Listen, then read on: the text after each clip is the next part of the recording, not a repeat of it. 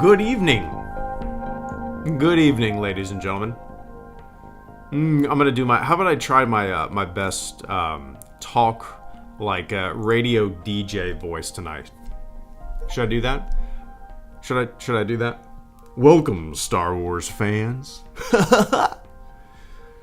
What's going on, everybody? I hope you enjoyed the latest episode of Ahsoka. It was my favorite episode of the series so far.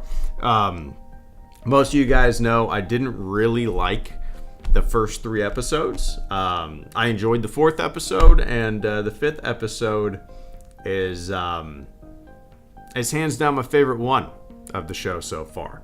So I'm interested to hear your thoughts. I haven't really paid attention to anybody else's opinions of the show or this particular episode. I haven't read any reviews or whatnot. So I watched the episode late last night, and I want to hear what you guys think. Welcome one and all. Christian Kim, Benny OK, Carter Lovejoy, Brandon. What's up, man? Hope you're doing well. 80s kid from the 90s, Rudy R. French Canadian Wolfman, I appreciate that first super chat and channel support of the stream. Doom, Fredley, Thomas, welcome one and all. I thought the episode was incredibly touching and solid, and the perfect blend of old and new, and intrigue and mystery, excitement and emotion.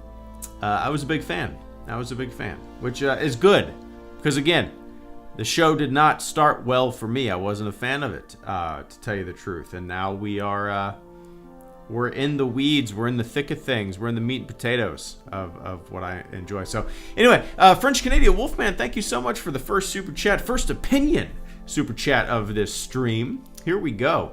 I want to get your thoughts on what Wolfman's saying here as well. Okay. Wolfman says, I thought the episode was all right, but I don't mean that like debate him or anything like that. I just, I want to discuss all of this in an open forum. You guys know how these streams are. We're incredibly cool, calm, and collected. We don't put anybody down. French Canadian Wolfman says, I thought the episode was alright, but I wanted more talking and less fighting. Also, I'm tired of seeing Anakin/Vader losing. The man beat Dooku, who's top tier fighter like Yoda, Palpatine, and Windu. I wouldn't consider it seeing him lose. I don't think it was necessarily the fight. How do I put this? Was it a little overblown? I mean, maybe, but when I look at that, I didn't see it as about the fight at all. It was more of a conversation. It was more of, maybe I need to watch it again. I guess there probably wasn't as much dialogue as I thought during their little confrontation. It wasn't really a fight. The flashbacks were wonderful. And again, it wasn't about the action and the boom boom. It was, the flashbacks were, as I interpreted it, kind of Ahsoka struggling with the identity of what it means to be a Jedi.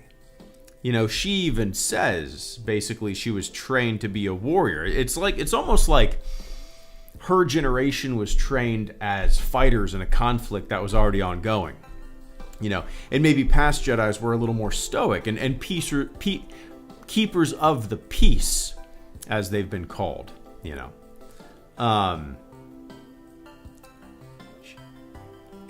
Interesting. Kevin says Anakin was giving her an excuse to offload baggage. Oh, that's interesting. I like that. But yeah, Wolfman, I appreciate that channel support.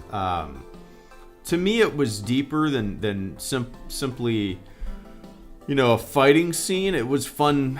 It was fun. It was flashy. It was well done. I loved the choreography of it all. But I found the entire sequence very touching, and it was vague. Why don't these Jedi ever come out and just say exactly what they need to say and help out as much as they possibly can without being so vague? They're always so cryptic, right? What I found really interesting about that entire sequence and the conversation and whatnot was this internal struggle that Ahsoka has with the identity of what a Jedi is. And obviously she walked away from it, so she's always had that struggle. And what the Jedi initially were and what they became, I think that's still weighing on her quite a bit. But anyway, I appreciate that, Wolfman. Cheers. I hope you're doing well. I feel like I haven't seen you in a while, man. Welcome back. I've been doing a lot more streams lately. Ahsoka's just kicked me back. The reason I've been doing a lot more streams is because my daughter's in school again. Summer's over. So now I'm making more videos. I'm streaming more. There was like a 3-month chunk there where I didn't do anything on the channel. So there's a couple reasons. One being that, and two, Ahsoka's here. And there's something fun to talk about, shoot the shit about. But anyway, Oscar Rodriguez and Ali, thank you guys so much for the super chats as well. Oscar, there you go. Oscar Rodriguez says, you look the same. You look old. Yeah. I like that. There's probably... Anakin probably realizes that it's not going to be all big smiles and attaboys and how you doing, how you been, after all these years and after what he became and what all Ahsoka's gone through. It's not just going to be a fist bump and, pat on the back and a good to see ya. So it felt like there was a little tension there. Not from that. The "you look the same, you look old" was just kind of a nice, like, it was almost like a good to see ya, you know. It was a nice, it was a different way of, it's good to see you again, you know. But yeah, anyway, I appreciate that, Oscar. Cheers, man. Let me take a quick sip here.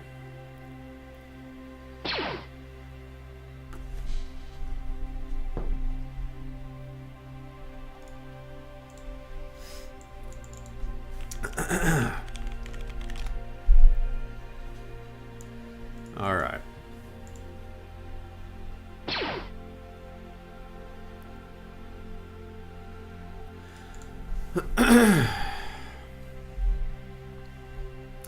All right, where do we get? Where do we leave off here? Ollie, thank you so much for the super chat and channel support as well. Ollie says, I felt like Anakin didn't add anything to the story or Ahsoka's character. The quote-unquote lesson felt very vague and redundant and didn't really amount to anything. It feels kind of empty for me as a result. I can see that. Oh, one sec. Gave his best performance in all of SW yet with this episode and captured the personality of Matt Lanter's Anakin. I was thinking the same thing, Darth. One sec, man. I can understand that point of view, Ollie. As I said like 10 minutes ago or so, the lesson was very vague. Why can't these Jedi just come out and say what they want to say, right? But what the hell was that? Something just turned on or off in my room. I don't think it was Alexa. Maybe it was. Did I say Alexa instead of Ahsoka? Oh, I must. Okay, it was weird. Okay, anyway. Okay, I'm a little confused.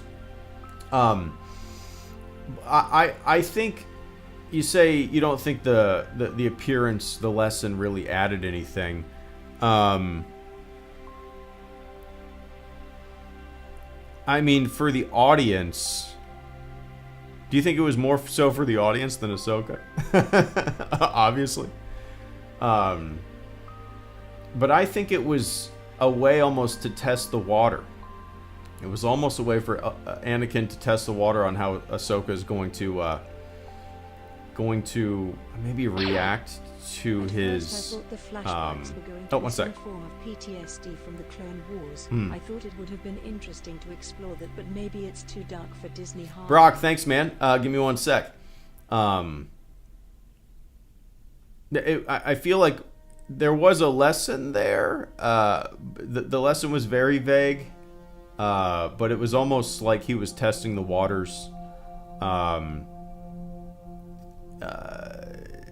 seeing how Ahsoka would react, seeing who Ahsoka has become. It definitely gave her. It seemed to invigorate her spirit in a way. It seemed to give her a little more hope, a little more resiliency to see him. Maybe the lesson wasn't completely flat or laid out like maybe we had hoped, but there's a little bit of I appreciate the mystery, and I do appreciate the vagueness of it all. But I think well, Zugger, is that, you just said exactly, there you go. Zugger says, by the end of this episode, she is happier, hopeful, and wise. I would, exactly. Our brains were on the same wavelength there, man. She has a little more pep in her step. She has, almost a newfound sense of resiliency. She doesn't seem as goddamn miserable. She seems hopeful, and she seems more determined.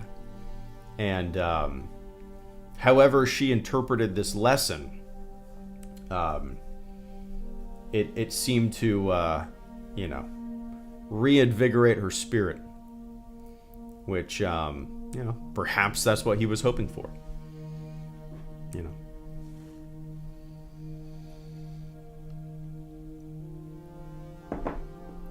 Live or die. But anyway, I appreciate that, Ollie. Cheers, man. I got Darth Nicholas, Josh, Darth Nicholas, Brock, and Darth Nicholas. Thanks, guys. Nick says, another great episode and my second favorite of the series so far. Episode 4 will still being my favorite. Yeah, 4 and 5 have been, were great. 4 and 5 honestly got me excited to watch more Ahsoka.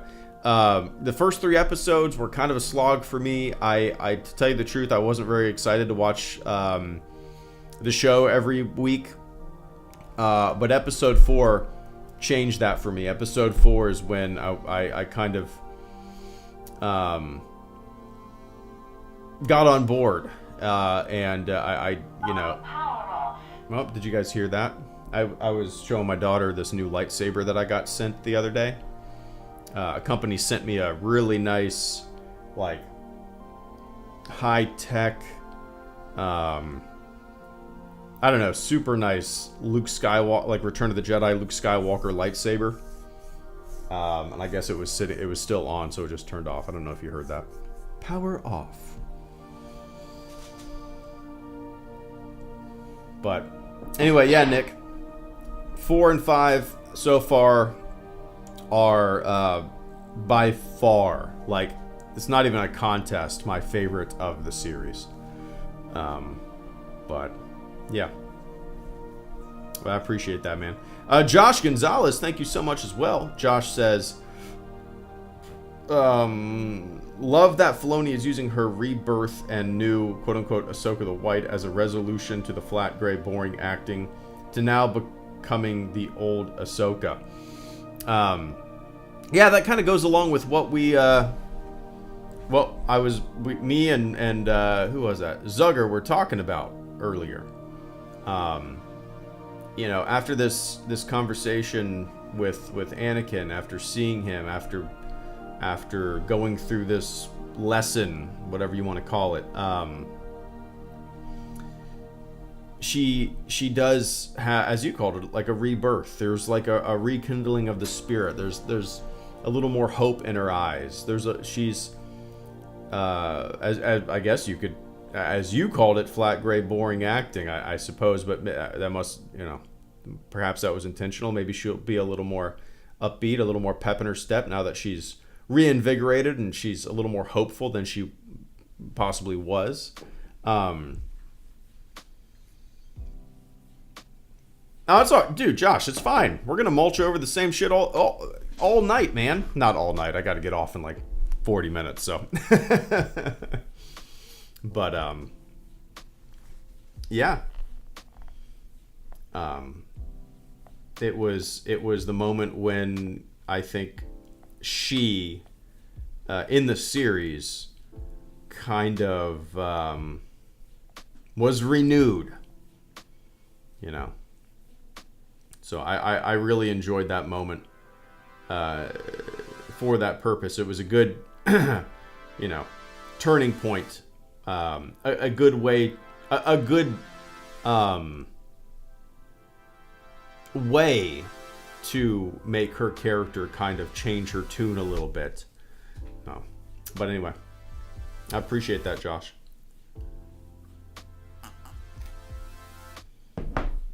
As I take a sip of my Veterans United Oktoberfest, little local brewery in Jacksonville, Florida. Mr. Nicholas, Brock, Nick, and Wolfman. I appreciate it, guys. Nick says, I thought Hayden Christensen gave his best performance in all of Star Wars yet with this episode and captured the personality of Matt Lanter's Anakin perfectly. I completely agree. One sec. I was expecting to, but I'm still bummed by the stiff acting and dialogue. I don't need under-level writing, but I don't like how emotionless everyone is and how unnatural the conversations are. I completely agree. I would. Drubers, give me one sec, man. We'll definitely get to that. Ahead of you, I got Nick, Brock, Nick, Wolfman, and then you. And I appreciate the patience tonight, guys. You know how I am. I'm long-winded with this stuff. But Nick, I completely agree. I think his performance was by far his best in the saga. And as I was watching it, I absolutely, I almost felt more Clone Wars Anakin than I did prequel Anakin, you know. And I'm sure that was a choice. Obviously, they were probably going for that, but there was a different, more mature quality to him than we've seen before. I mean, we've seen it in the Clone Wars,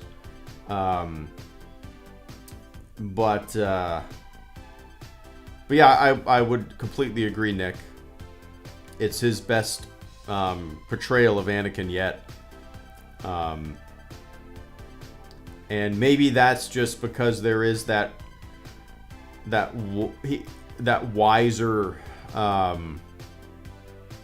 He seems more. I don't know. He seems more wise. He seems more. I don't know. It's because he is, right? I completely agree, Nick. Nick says Anakin's dialogue sounded more natural this time around than it did in the prequels too. Oh, of course. Yeah. I think most of everyone's dialogue does. But yeah, man, I appreciate that channel support, and I wholeheartedly agree there. Brock Lynch, thank you so much, man. Brock says, at first I thought the flashbacks were going to be some form of PTSD from the Clone Wars. I thought it would have been interesting to explore, but maybe it's too dark for Disney. Haha. You can definitely interpret that. From those sequences, and even Ahsoka, the way she's conversing with Anakin, and her struggles with, her role and the identity of the Jedi, and even revisiting these battles. She's had a lot of time to think about this stuff, and she doesn't have. She didn't seem to have like any kind of reverence for those battles and that time period, really. So I'm sure there's a little bit of that there, Brock. But I instead of exploring that in depth, I like what they did with the flashbacks instead of it just being, crazy boom boom.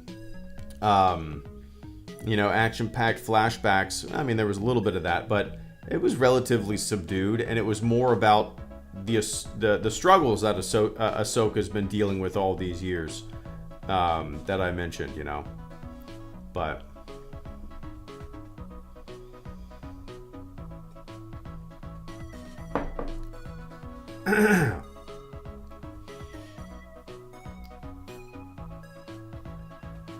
yeah, I thought, flashbacks are sometimes a little iffy. Flashbacks can be, I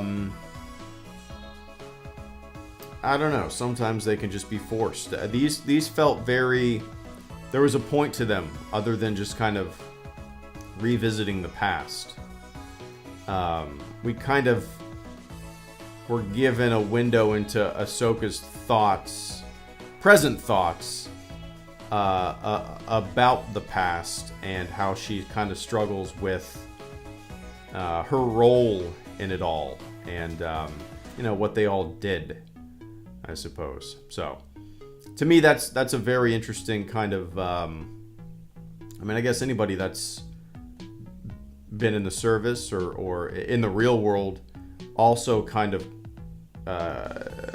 questions their role and what they did, and was it all worth it, and what were we doing, So, but yeah, I'm glad they were very foggy, literally, and a lot was implied in them. I agree. Yeah, it could have been just balls to the wall craziness, but it was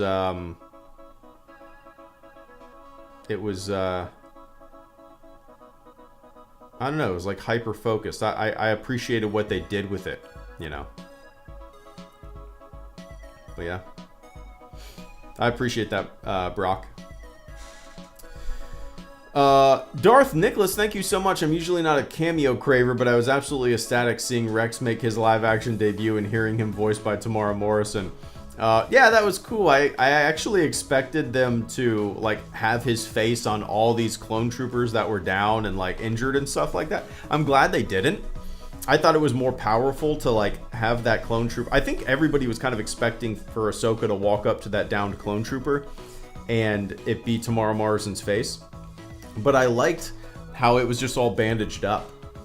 I liked that. I don't know. It almost gave more of a personality, more of an individuality to this clone. You know, to have his face bandaged up. But yeah, it was cool. Live action Rex. So I'm trying to think. What other instances are there live action clone troopers? Oh, Kenobi had live action clone troopers, right?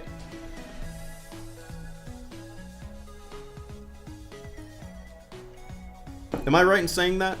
Is that the only this and Kenobi are the only two live action instances of clone troopers? Because the prequels, all clone troopers were digital. There was not a single shred of real physical clone trooper stuff in that movie. So is it just Kenobi and Ahsoka? Andor did too? Andor did? I gotta look that up. I don't remember that.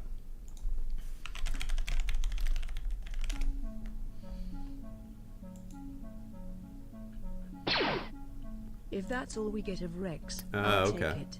Speaking of which, the presence of non-CGI clone troopers gave a genuine feeling of grit, realness, and humanity that was often lacking in the prequels. Oh wait, Mando 3 has live action. Oh shit, okay, I don't remember much. Okay, all right. I don't really remember seeing clone troopers in Andor. Weird.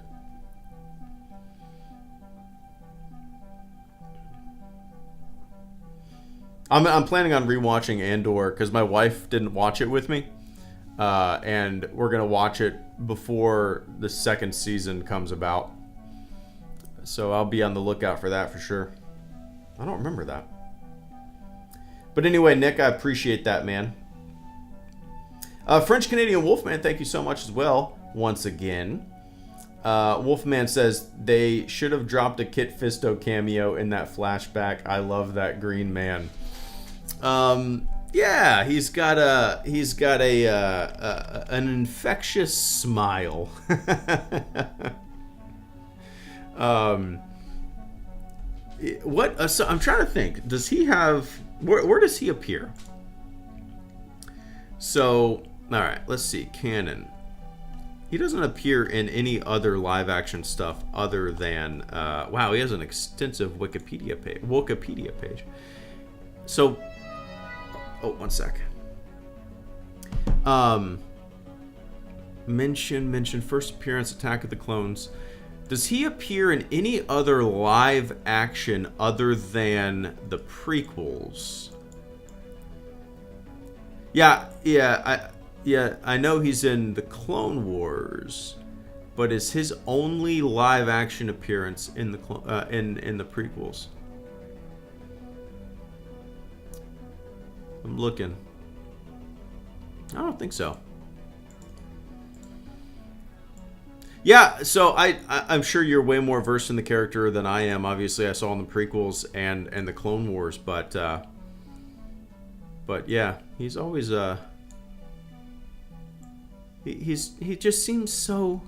I mean, for me,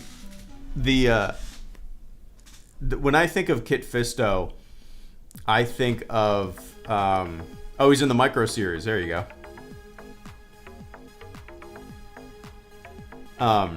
When I think of Kit Fisto, the first thing that comes to mind is just that smile that he gives in Attack of the Clones. That's just the first thing that comes to mind. Just what he saves C-3PO, right? And then he just gives a big smile, almost to the camera. But yeah. Anyway, Nick, I appreciate that, man. Oh, wait, no, that was Wolfman. I apologize. I appreciate that, Wolfman. He's in the micro series. I was reading Nick's messages there. I appreciate that, man. Wolfman, your avatar and your name. Like, so I'm so excited for Halloween this year. I had to work on Halloween. My job does not allow me to, I work 24-hour shifts. So, like, when I work a holiday, I work a holiday. I don't come home. And I had to work on Halloween last year. But I'm off this year. And, dude, I'm going to do it big. Like, I'm so excited. My kid, we're going to go to a Halloween store this Saturday, and we're all going to look for costumes and stuff. And I want to do some cool shit with the house. And I want to do it big this year because, I missed last year. When was it? 2010. In 2010, I went on a deployment, and I missed out on Halloween. I missed out on Thanksgiving. I missed out on Christmas. I was gone for 7 months, so I missed out on a lot of stuff. And the next Christmas I was home for, and I did it big. Like, we lived in like a townhouse back then. 11 years, when was that? 12 years ago, 13 years ago. Jesus Christ. 13 years ago. Yeah, I missed that Christmas. And then the following year, which was 12 years ago, so 2011, I went big and I just bought a ton of Christmas lights, and literally every baseboard, the top of every wall in the entire 2-bedroom condo, I just had Christmas lights in. The entire house would just glow. And huge tree. Like, I did it huge. So I'm planning on doing that this year since I missed last year, for Halloween. The bummer is I have to work this Christmas, but I'm hoping that there's a young guy at the department who doesn't have kids who will be willing to swap with me. We'll see. But anyway. Old Drew Bruce, thank you so much for the super chat and channel support and the patience as well. Drew says, I'm liking Ahsoka more than I was expecting to, but I'm still bummed by the stiff acting and dialogue. I don't need Andor level writing, but I don't like how emotionless everyone is and how unnatural the conversations are. I completely agree. If you watch my first 3 videos that I made, I didn't make a episode 3 video. I did make a 1, 2, and 4. I briefly talked about 3 in my 4 video. But if you watched my first 2 Ahsoka review videos, one of my biggest complaints was the acting. It does feel very flat and emotionless, and not much emotion on faces, not much emotion in dialogue. Everything was like delivered in a very monotone, quality. It's gotten better, but I still feel like certain character, like Hera, is just like all the dialogue and all the acting and the emotion is to me, it's just not there. But I will say that Sabine, I wasn't a fan of the acting at the beginning of the series, and now I think she's doing a great job, and I think it's gotten way better, But I'm with you, Drew.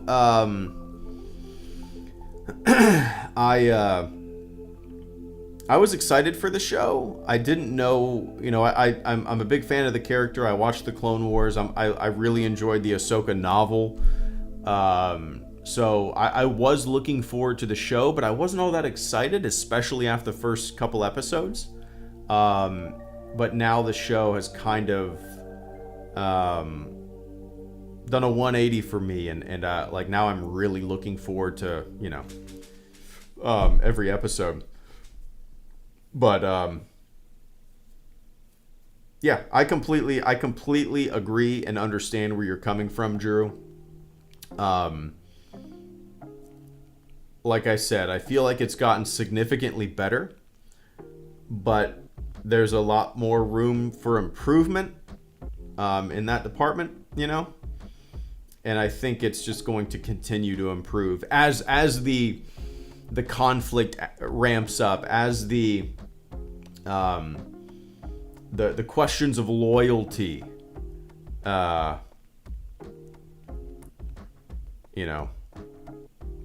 up. I mean, maybe as all those. Now that Sabine is gone and the emotions are higher, that internal conflict is going on. Maybe the acting and the emotion of it all will kind of get in lockstep with what's actually going on, you know. But yeah, it's Drew. You said it doesn't need to be Andor level writing. I mean, I never expected it to be. Ahsoka feels so similar in writing and direction as so many other Star Wars projects as of late, you know? Other than Andor. Andor is the outlier.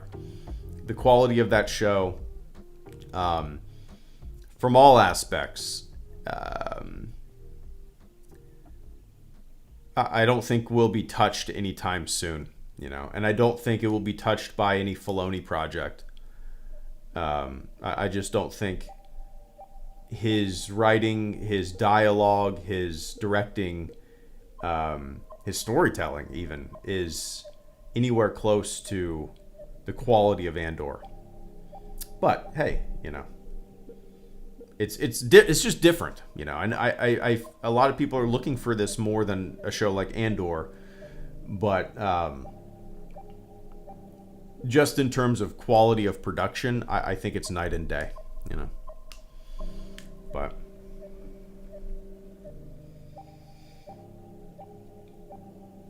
anyway, I appreciate that, Drew.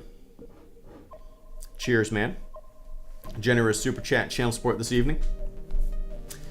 Rudy R, thank you so much for the super chat channel support. Quote unquote, this is where the fun begins, says Rudy. Wow, Anakin being used for character development for Ahsoka, the Purgles, the music, all setting up the climax. 10 out of 10. Yeah, I was watching it intently, and I was very pleased with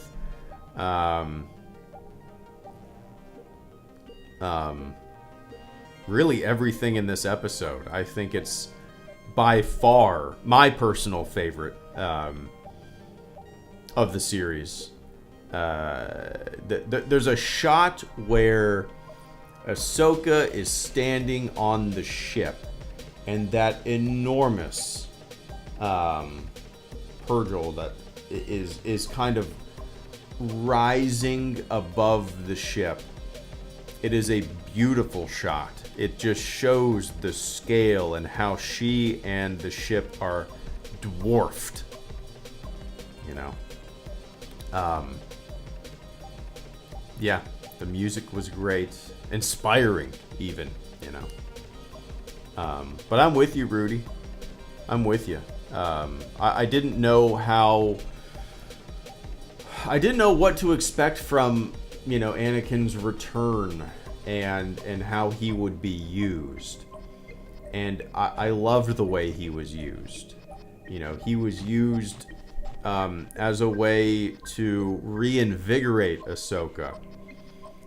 He was used to show us how basically she is questioning her role in the past and the identity of the Jedi, and the internal conflict that she has with everything that led up, you know, to this moment. I really couldn't have asked for a better way to use the character of Anakin in this show. For me, at least, I thought it was great. But yeah, Rudy, can't wait to see where it goes from here. How many episodes do we have left? That was episode 5. Are there 8? Ahsoka episodes. Oh, there's only 6? No, there can't be just 6, right? Are there only 6? Okay, there are 8. There's 8. So we have 3 more.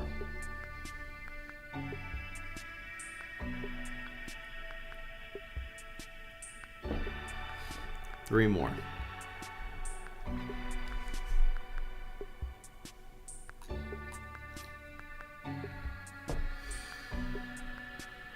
But yeah, I appreciate that, Rudy.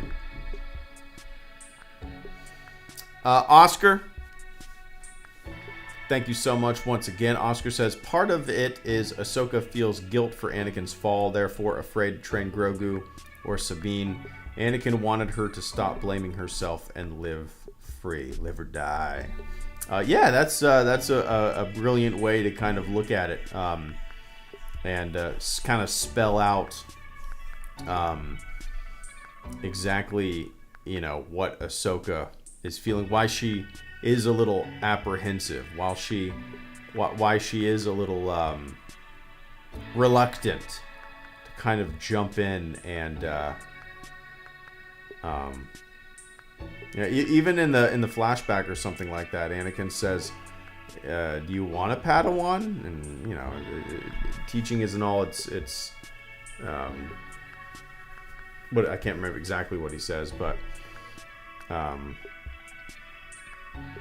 yeah, we learn a lot. We learn a lot in that sequence, in the flashbacks, in the World Between Worlds. We learn a lot from Anakin's presence, not about Anakin, but about Ahsoka. And I think she learns a lot about herself as well, you know, because at the end of the episode, she's more hopeful and more upbeat and more, as I said earlier, her spirit seems to be, you know, reinvigorated, and she's ready to move fast and kick ass. And it seems like she's, yeah, she's not, doesn't seem as down, I guess, you know. But anyway, I appreciate that, Oscar.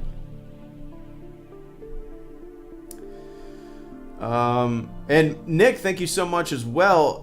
Darth Nicholas says, if that's all we get of Rex, I'll take it. Speaking of which, the presence of non-CGI clone troopers gave a genuine feeling of grit, realness, and humanity that was often lacking in the prequels. Oh, 1,000%. You know, it was, I'm not gonna lie, it was a little, like, weird to see them, you know, because we've seen live-action stormtroopers a billion times. It was a little weird to see them, like, more front and center than we I mean, as we know, we saw them in Kenobi. You guys reminded me that we saw them in Andor. But them running around, it was a little weird because it looked, I mean, it was real. You know, it was way more impactful to see them on the battlefield than, you know, video game characters running around on a movie screen. Way more impactful, for sure. Yeah, grit, realness, humanity. I mean, just that moment where Ahsoka walks over to that injured clone trooper, and his face is all bandaged up. In that moment, I mean, I'm not talking about the Clone Wars animated show, but in that moment, we felt more for the clone troopers than we did at any point, for me at least, in the prequels. But yeah, I have a feeling that's all we're gonna see from Rex, and I don't really think it's necessary to see any more of him. I know people are probably chomping at the bits to see more of him, but I kind of liked just that little moment, you know. But clones just felt like action figure canon fodder. In the prequels, it was the Clone Wars that made me fall in love and sympathize with them. Oh, absolutely. Absolutely. I completely agree. Canon fodder is a good way to put it. The Clone Wars is also what made me like the clones. What's the arc where we see them basically in boot camp. Oh, what is that arc called? Oh, what is that arc called? Something Squad. What is that arc called? In the Clone Wars. Somebody's going to bring it up in the chat, but I loved that. That was the first real moment where I was like, oh, okay, this is... I like how they're... Domino Squad. Thank you, Nick. Domino Squad.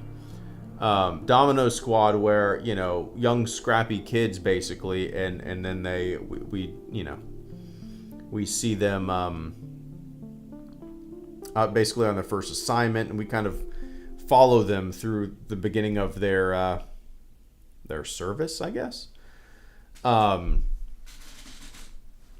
That was the first time that I thoroughly enjoyed seeing clones, and because they're fleshed out, they're humanized. But yeah. Anyway, Nick, I appreciate that, man.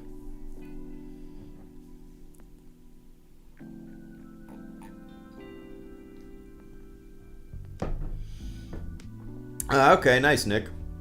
Nick says the Republic Commando novels also do a great job at diving into the minds and personality of clones. I've never read those books, so. Actually, tonight I'm buying Thrawn Treason. I read the other two, Thrawn and Thrawn Alliance? Is that what it was called? So now I'm reading the third in that series. Those books are great.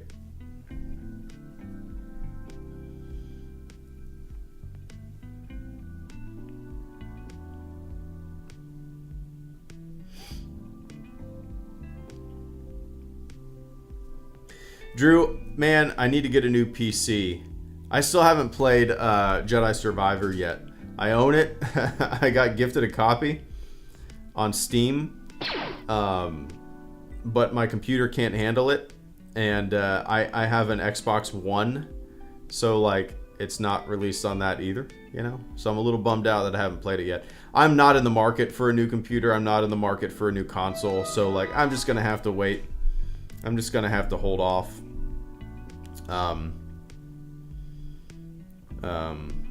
But yeah, I'll probably play Jedi Survivor in like 3 years. Better late than never, I suppose, right? This is really the first time, like, so I built my computer in 2015, and it has been a workhorse. It has never hiccuped once. I've never had any issues whatsoever. I've been able to play basically every modern game that's come out until this year.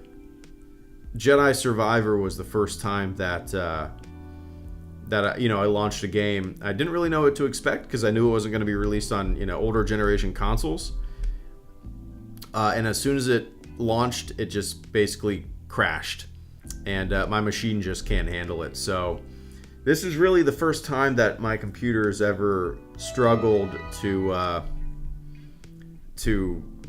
play something. I can't play Starfield either. So, like, it's officially time to... I can't justify buying a new computer right now.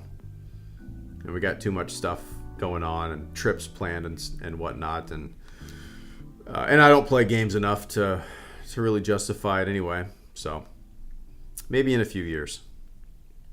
But anyway.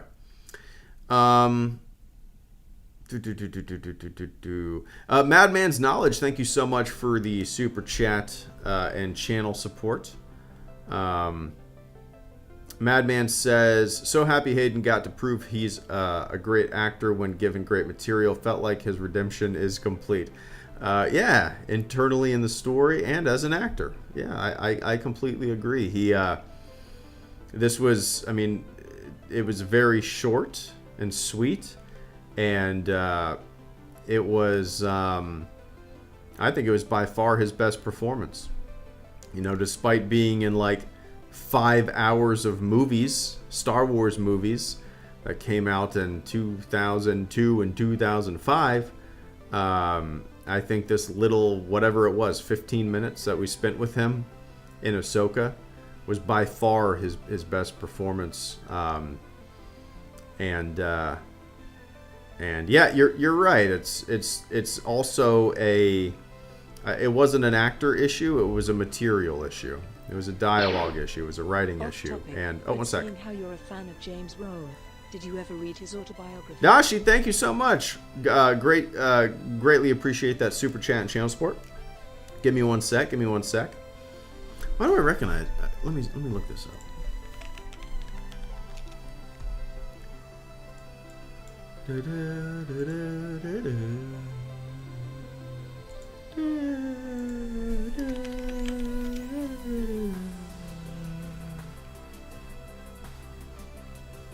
All right, there you go. Yeah, I completely agree. Fiercely, it felt very Clone Wars Anakin, which is great.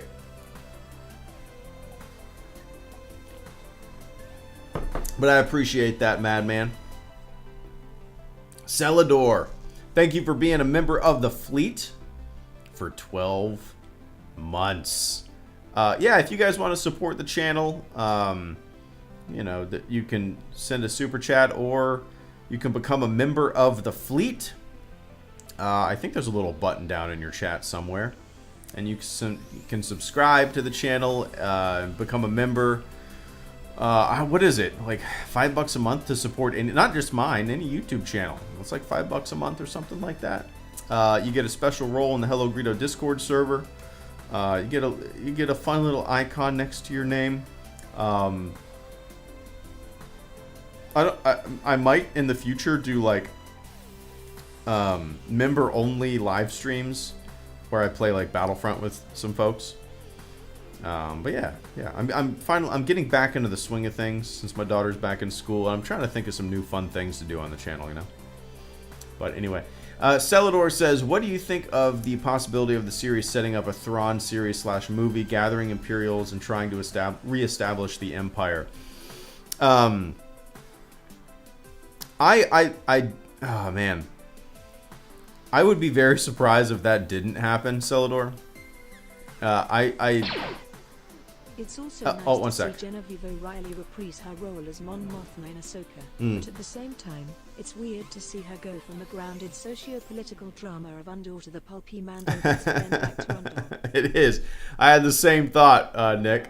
One sec, man. I'd be surprised if that didn't happen, Celador. But at the same time, like, I like Thrawn as... I still kind of view Thrawn as, like, you use him sparingly. Like, I love the Thrawn novels. They're great. You know, they're hyper-focused on Thrawn. But in terms of, like, live action, he's still the type of character that I would like to see used sparingly. I don't know if I would want a full... like Thrawn show, because to me he's more interesting when he's a side character. To me, you know, Thrawn's more interesting when he isn't front and center, and he's kind of a little in the background. Now the novels are a different story, but I don't know. He's the kind of character in live action that might... I don't know. I like the idea of him being that background menace. You know? Oh, Nick, the new Thrawn books are great. I like them better than Heir to the Empire, to tell you the truth. I mean, Heir to the Empire isn't like... all about Thrawn. I mean, really, there's a lot of other moving pieces, but the Thrawn novels, like Thrawn and Thrawn Alliances, I'm starting to read Thrawn Treason, the third one in the series tonight. They're you know, obviously hyper focused on Thrawn, and I think Timothy Zahn is a not way better, but he's you know, it's Heir to the Empire was released, what, like in 92 or something like that? Well, all these years later, he's a better writer, in my opinion. More imaginative. better grasp on the character. So I highly recommend reading those new Thrawn novels. I think they're great. But yeah. Anyway, Celador, I appreciate that. Just got them as audiobooks. Looking forward to start listening to them. Nice. 91? Okay, 91.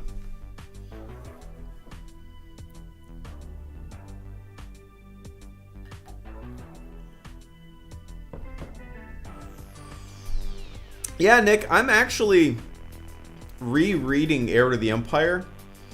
I got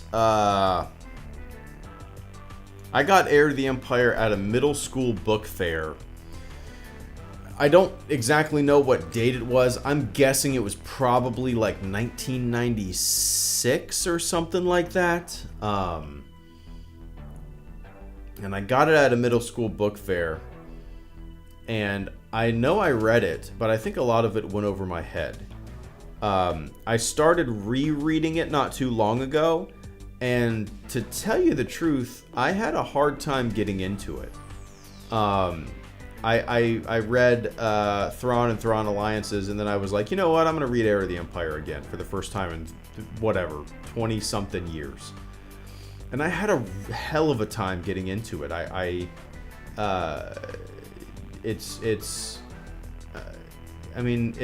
don't think it's as incredible as a lot of people. It's good, but I don't think it's as incredible and like groundbreaking and absolutely amazing as a lot of people, rant and rave about it. But yeah. Dashy, thank you so much. Dashy says, off topic, but seeing how you're a fan of James Rolfe, did you ever read his autobiography?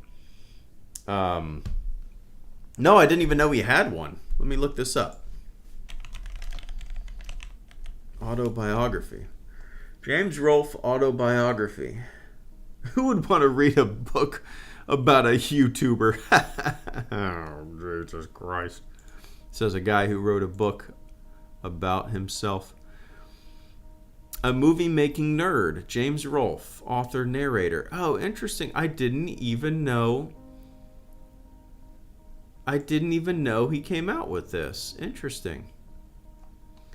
Independent filmmaker, creator, Angry Video. So yeah, James Rolfe was a huge inspiration for my channel. For those who might not recognize the name, he's the Angry Video Game Nerd. Created Cinemassacre. And the Angry Video Game Nerd was, I would say, the biggest inspiration for this channel's existence. I was watching him. I think it was before YouTube was even a thing. And I would just watch every single one of his videos, and I was such a big fan. I still watch his videos, not as much as I used to, but I was such a big fan, and after a while I was like, this guy can make videos on the internet, why can't I? And the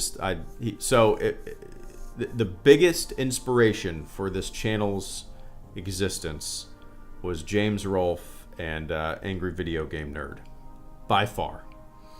That's why a lot of my early videos are you can tell, like if you've ever watched Angry Video Game Nerd, you can tell I was channeling a lot of that. It's funny to me because people sometimes bring up those old videos like, you were being such an asshole. HelloGreedo was like shitting all over the prequels. Well, yeah, I mean, a little bit, but I was also like channeling being an asshole and kind of intentionally ramping it up, I was playing Angry Video. People can't differentiate sometimes like over the top nonsense with like heartfelt opinions. I don't know. I guess maybe that's my own fault, but yeah, I didn't know this existed, man. So I might pick this up on the Kindle and give it a little read.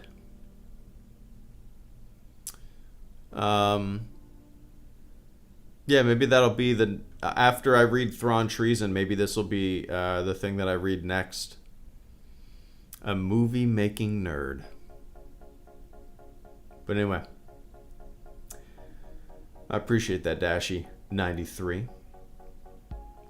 And Darth Nicholas coming in with the final super chat and channel support. I greatly appreciate that, Nick. I appreciate that support tonight.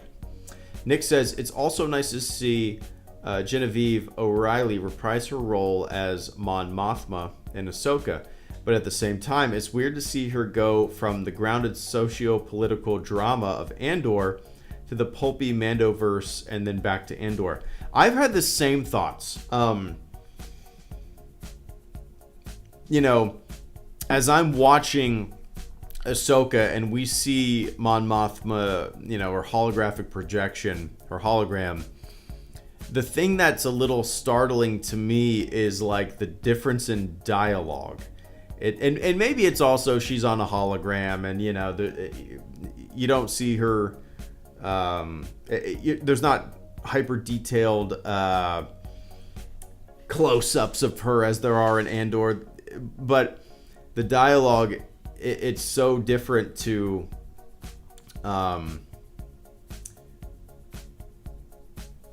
from Ahsoka to Andor, and seeing the character and the delivery and the dialogue between the show of the same character, it is a little jarring. I had the same exact thought as I was watching Ahsoka. Like this, you know, I loved her in Andor. This feels so different, and it's not the fault of the actress. It's not a fault of. It's not really a fault. It's just a different show. It's just a different show, different dialogue. You know, it's not as meaty. It's not as dramatic. It's not as much of a political thriller. So it's but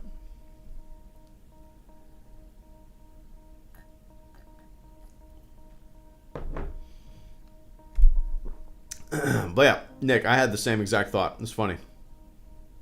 That's funny.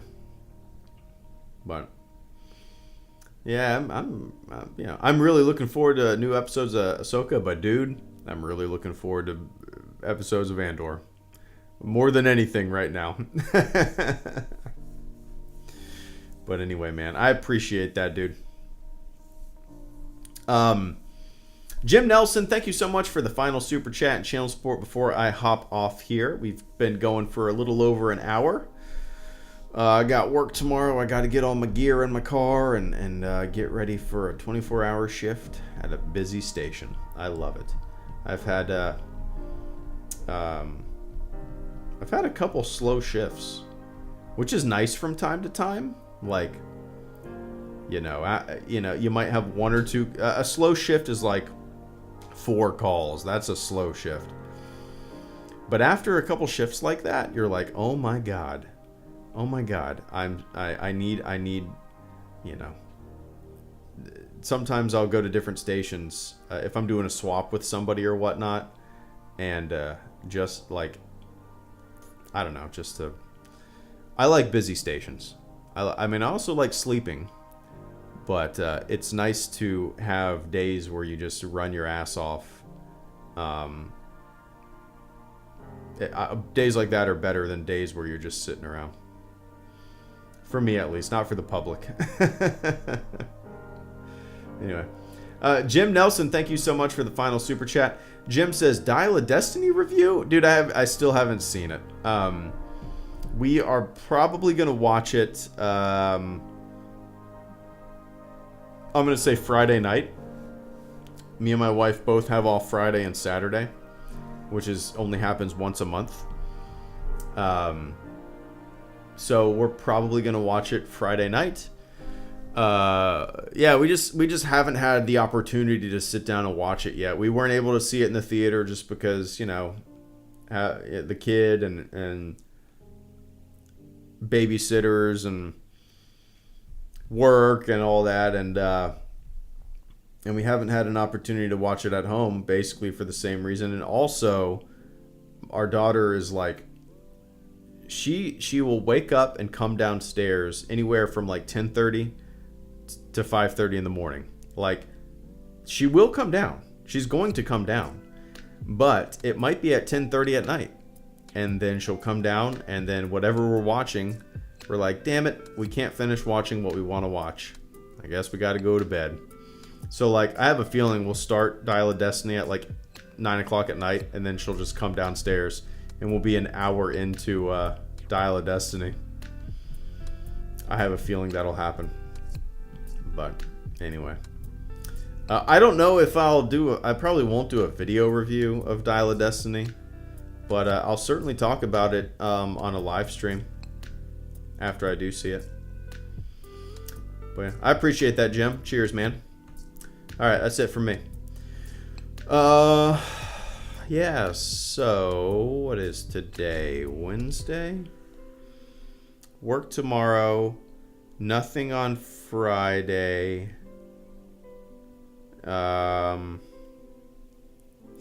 Actually, I might do a Friday night stream.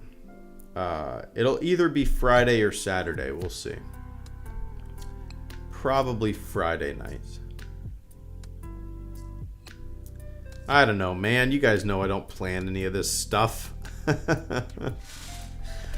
Working on a couple video scripts, so I'm hoping to have those up next week. I'm going to be making a video about stupid rumors. I'm going to be making a video about a lightsaber that was sent to me. But yeah.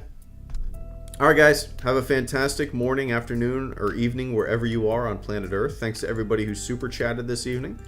Thanks to the members of the fleet who support the channel on a monthly basis. Alright, I'll catch you all on the flip side. See ya.